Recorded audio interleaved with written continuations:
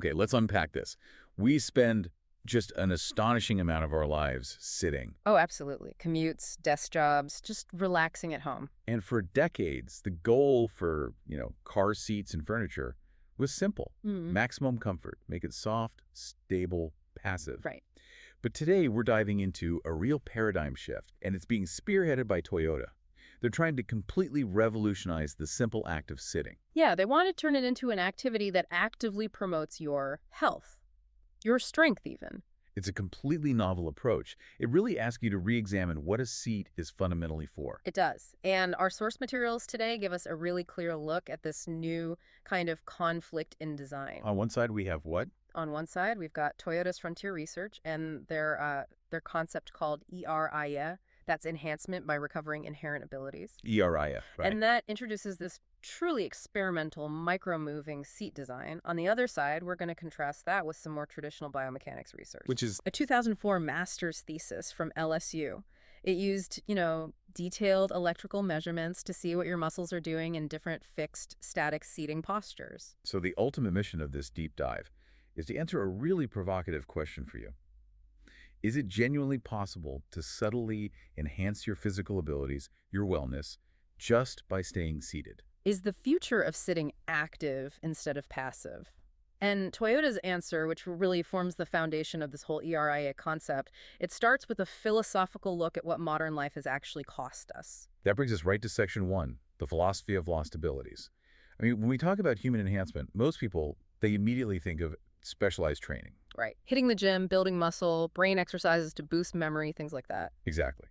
But Toyota's lead researcher, Tadashi Odeshima, he argues that ERIA is something else entirely. He describes our full physical capability as like a conceptual triangle. You've got the brain, the muscles, and the sensory organs. Okay, the 3 points of the triangle. Right. And conventional training targets the points themselves, the vertices, strengthening the brain or making muscles bigger. ERIA, on the other hand, is focused on strengthening the connections between those points. So not the components, but how they talk to each other. Precisely. It aims to restore this efficient coordination that we're all born with, but, we just don't use anymore in our sedentary, cushioned modern world. That concept alone is fascinating. The idea that we aren't necessarily weaker, we're just less coordinated, less efficient. Yes. And to illustrate this decline, the research brings up two just incredibly compelling historical examples. The first one that really sticks with you is this black and white photo from 1911. I remember seeing this one. It's of an elderly Japanese woman, and she is carrying this immense bale of charcoal on her back. And judging by the size, it's not light. Not at all. And the records confirm she was carrying it for 6.5 kilometers along these winding mountain paths near Nikko. She wasn't an athlete. This was just her daily life. And you realize immediately that if you or I tried that today, we would probably injure ourselves. Our core, our balance, that coordination, it just isn't up to the task of that kind of load on uneven ground. Exactly. And the second example is maybe even more striking. It's a Meiji-era rickshaw man. This man pulled a rickshaw carrying 54 kilograms of passengers. 54 kilograms, Yep. plus the rickshaw itself. Right. For a staggering distance, 110 kilometers.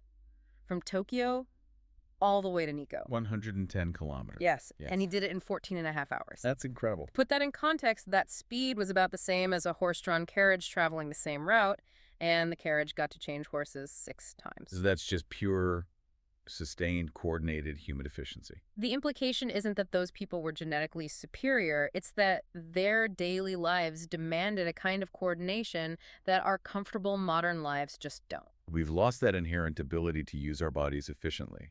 And since modern life, especially driving, demands so much sitting, Toyota asked, can we reintroduce the right kind of challenge back into that sitting time to regain some of that coordination? So how do they take this big philosophical idea and turn it into a physical solution for a car seat? This is section 2, the ERIA application. And it all centers on this slight tilt swivel chair. The key is understanding something called postural reflexes. I mean, even when you think you're sitting perfectly still, you're not. Your body is making tiny, unconscious adjustments to maintain its balance. Okay, so our bodies are always working in the background. Always. And the ERIA seat basically exploits that constant striving for stability. So let's visualize this chair. It looks pretty simple on the surface.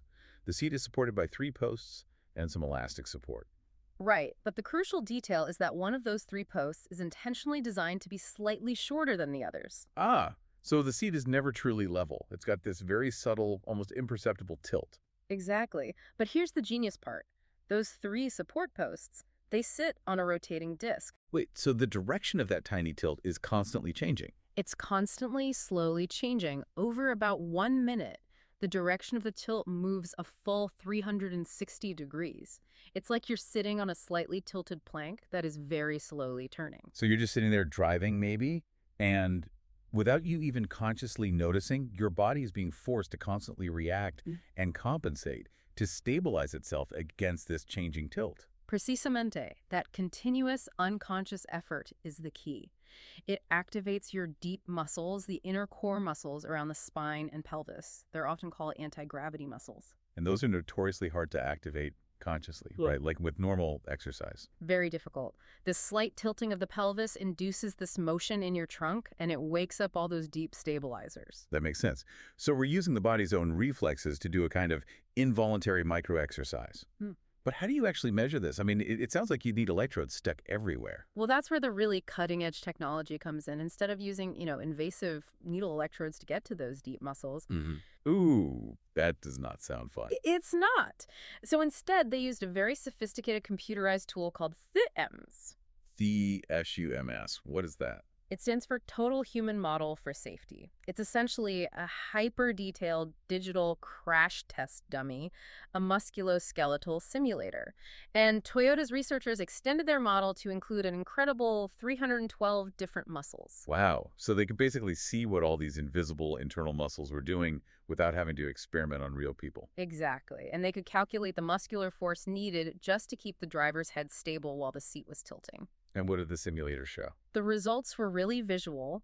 The muscle activity was shown by color, with red meaning high activity. And they found the tilt causes this constant rhythmic repetition of tension and relaxation in the deep stabilizing muscles. So it's like a constant back and forth. Right. For example, the left and right iliopsoas muscles, which are these deep hip flexors, they were constantly swapping activity as the tilt direction shifted. And crucially, this activity went all the way from the lower back, the lumbar region, up to the neck, the cervical region. Now here is the essential point that really defines ERIA. They say this microactivity is not high enough to increase your muscle mass. It's not strength training. Not in the traditional sense, Nick. So if it doesn't build muscle, how does it help you? How is that a health enhancement? That is the core of the whole philosophy. The benefit isn't mass, it's coordination.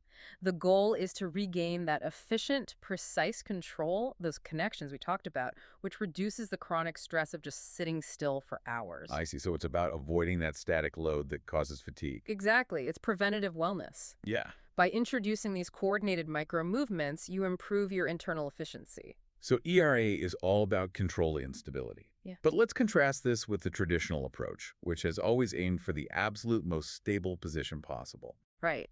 And this brings us to section 3, the academic counterpoint. We know about 80% of adults get lower back aches.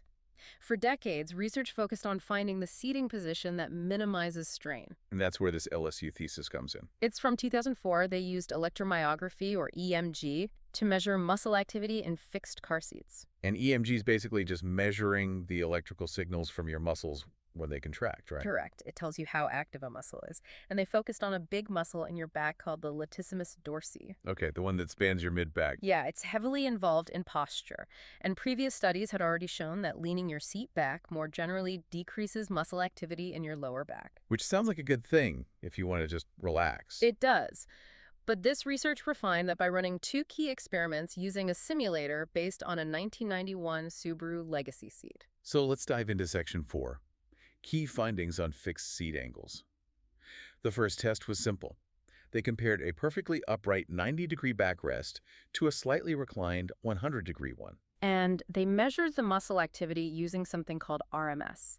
They found the RMS was 58% greater at 90 degrees compared to 100 degrees. Wait a minute. So more muscle activity at 90 degrees. Wouldn't that mean you get tired faster? Why did they conclude that 90 degrees was actually better for lowering fatigue risk? It's a bit counterintuitive, Mm. but sustained low-level activity, which is what you get at 100 degrees, can sort of lock the muscle down. It restricts blood flow, and that actually makes fatigue and strain set in faster. Ah, I see. So the higher activity at 90 degrees might actually promote better circulation over the long run.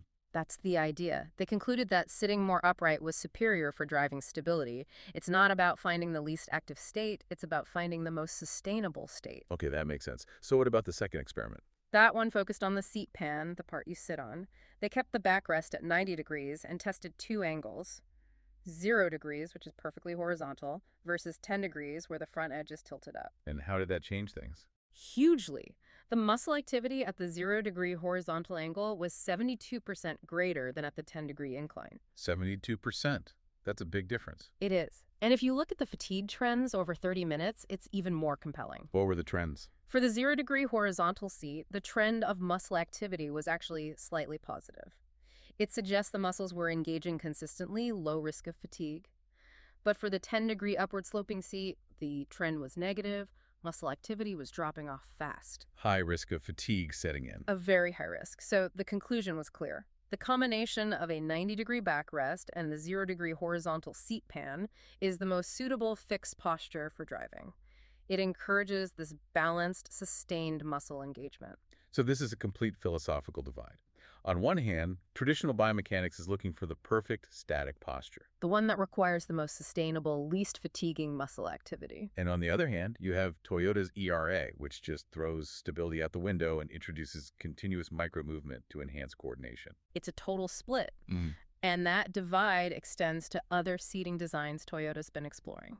Right, let's briefly look at those in Section 5. We have the Vodi seat concept. That was all about shape adjustment. The Vodi seat is a response to the fact that, no two bodies are the same. It replaces a solid backrest with this matrix of 300 individual elastomer blocks. Each one has its own little motor. So it literally molds itself around your body to prevent pressure points. It does. Right now, it needs some manual input, like your height, but the goal is to use cameras or your smartphone to have the seat adjust automatically before you even get in the car. And it has that finger pressure feature too. Yeah, it can basically give you a little micro massage for relaxation. The only limitation is it's just the backrest. The seat cushion is still fixed. Then we have something completely different, like the kinetic seat cushions. This is more for the performance segment.